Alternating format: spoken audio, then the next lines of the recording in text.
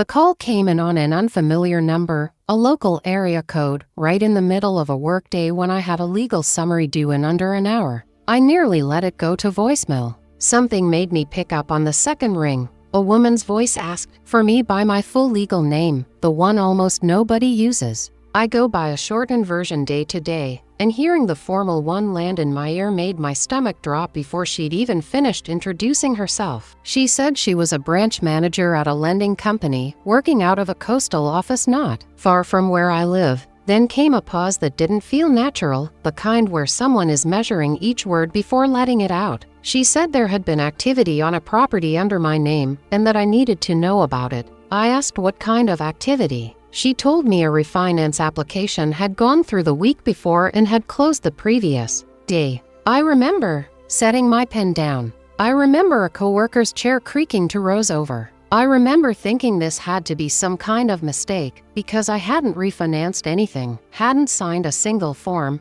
hadn't spoken to any lender in years. She apologized and asked if I wanted her to repeat herself. I did. She said it again, slower. A refinance had been placed on my house, the one I'd bought on my own in a small beach town. The one that took me over a decade of saving to afford the down payment on, and it had closed without me knowing a thing about it. She said I needed to come in. I told her yes, absolutely. I bought that house in my mid-30s, back when I was renting an apartment in the city and working as a legal assistant at a firm. I'd been drawn to that particular stretch of shoreline since childhood. My family used to rent a cottage nearby. Every summer, I knew the rhythm of the morning wind off the water. I knew which weeks the shorebirds would return. I wanted that patch of coast more than I'd wanted almost anything in my life, and my parents were well aware of it. My father was the one who first drove around with me looking at houses. We spent an entire Saturday touring places that were either out of my price range or too far inland.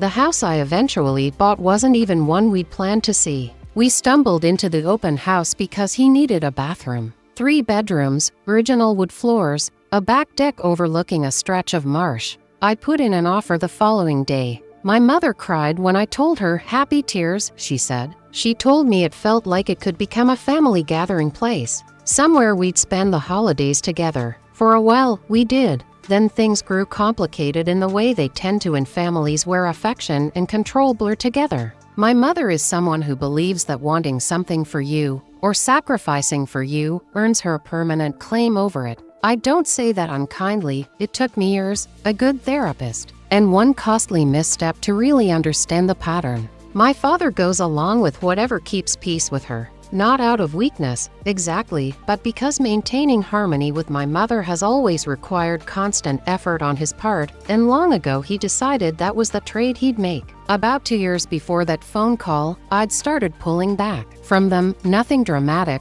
no blow-up, just shorter visits and more excuses. I stopped giving them a key to the beach house after my mother rearranged my kitchen during one visit and explained she'd done it because my original setup didn't make sense. I changed the locks and told them I'd installed a new security system. She called it hurtful. I called it my home. That disagreement was the last real friction between us before the call from the branch manager. I made the drive to her office in a little over half an hour, definitely faster than I should have. On the way, I called the senior attorney at my firm, not out of panic, but because when something legal happens to you, calling a lawyer is instinct if you work around them all day. He didn't pick up. I left a message saying something had come up with my house and I'd explain later. She met me in the lobby, younger looking than her voice had suggested, dressed in a dark blazer, carrying herself with the kind of careful posture that comes from training in how to deliver bad news. She offered me water.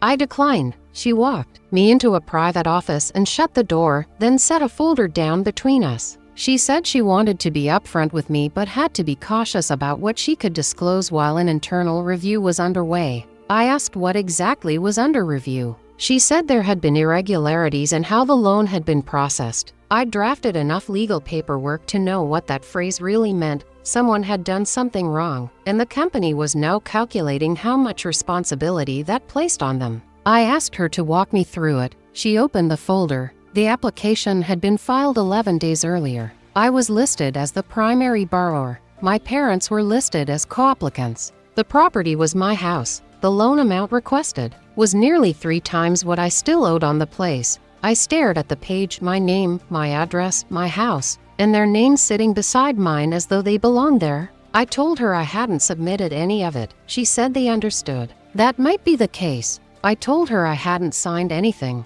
hadn't spoken to anyone at her company, hadn't authorized a single part of this. She went quiet for a second, then said the file included a document granting my parents authority to act on my behalf. I asked what kind of document. She called it a notice of authority. I nearly laughed out loud. 12 years working in law, and I can tell you plainly that is not a real legal instrument. It isn't a power of attorney. It has no standing under Florida law. It's just paper dressed up to look official to someone who wouldn't know the difference. I told her as much. She said, quietly, without meeting my eyes, that she knew, and the way she said it told me someone above her had already delivered that same news, and she hadn't liked hearing it either. I asked where the signatures were. She slid another page toward me. My printed name sat at the bottom of several pages, with a signature beside each one. I studied it closely. It wasn't mine. The shapes were close, almost convincing someone had clearly studied my handwriting, but I write the first letter of my last name with a particular hooked curve, and this signature didn't have it anywhere. I told her it was forged. She didn't argue.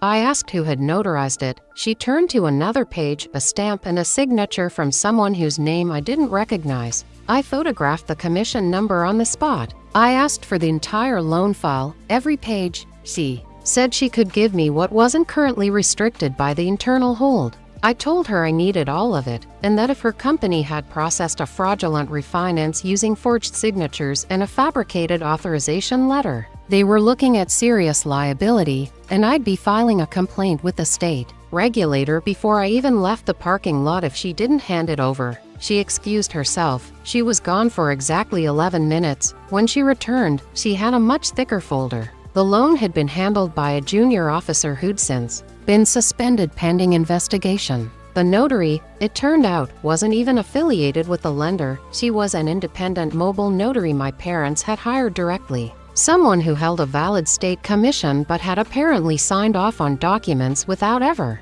witnessing the actual signing. That alone is a felony under state law. The funds had already been wired out that same morning to an account that, thankfully, had a 72-hour hold on it, triggered automatically because the transfer exceeded a certain threshold. When she told me the wire hadn't cleared yet, something in me shifted. I asked if the hold could be extended. She said she'd already made the call. From the parking lot, I phoned my parents. I stayed calm. Years of depositions teach you that tone matters as much as content, and I wanted to hear their explanation before I said anything that could be used against me. My mother answered almost immediately, said they'd been trying to reach me. I told her I'd just come from the bank. There was a long pause, then a single syllable, "Oh, not which bank?" Not is everything all right, just that one sound, from someone who'd been expecting this call and was now deciding how to play it. I asked why their names were on a refinance for my house. She said they were only trying to help.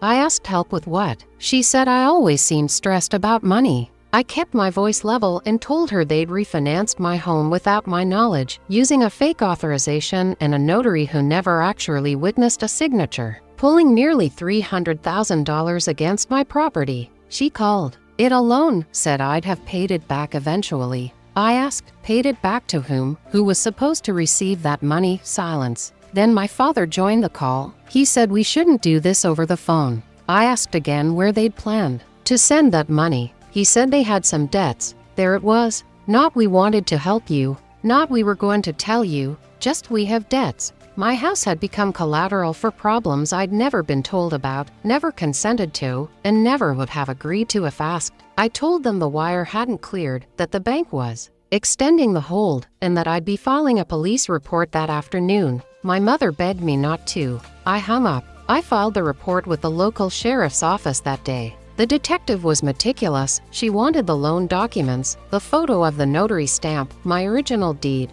I had a copy in my car. I've kept one there since the day I bought the house. Because working in law teaches you to expect things to go sideways. She asked whether anyone had reached out about the loan officer. I told her he'd been suspended. She said they'd want to speak with him too. I told her so would I. The attorney I hired specializes in real estate fraud, someone I'd known professionally for years before she opened her own practice. She reviewed everything that same night and by morning had filed an emergency motion to void the refinance on the grounds of fraud, forgery, and lack of consent, along with a formal preservation notice preventing the lender from altering or destroying any records tied to the transaction. To the company's credit, or perhaps their panic, they moved fast. The wire was recalled permanently, the loan was voided, my deed stayed clean. It turned out the loan officer had a prior relationship with my father through some old contracting work, which explains how the application slipped through despite the obviously fraudulent authorization letter. He lost his job and was later charged with mortgage fraud and accessory to forgery.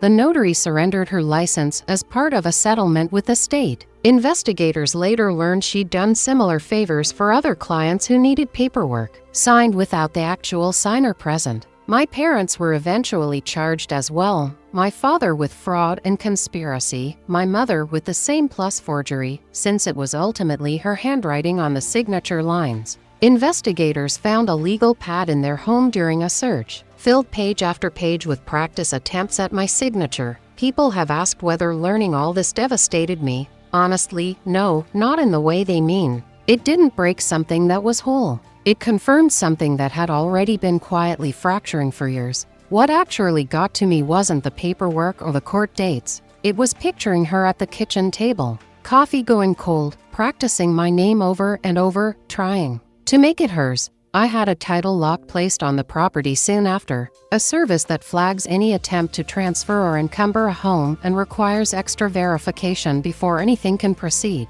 It cost about $150. I wish I'd set it up years earlier. I updated every document that ever listed my parents, emergency contacts, beneficiaries, powers of attorney, one by one, removing names that no longer meant what they once had. My attorney told me something I still think about. The fraud began with paper, but the paper began with a belief, the belief that what was mine was somehow also theirs. That belief didn't start in a loan office. It started long before. They both pleaded guilty rather than go to trial. My mother's sentence included probation, restitution, and community service, restitution being almost funny given the money never actually moved. My father received something similar, neither served time. Some people might see that as unjust. I've made peace with it, because my goal was never to destroy them. It was to protect what was mine and make sure what happened was documented and on record. Both things happened. I haven't spoken to either of them since the call from the parking lot.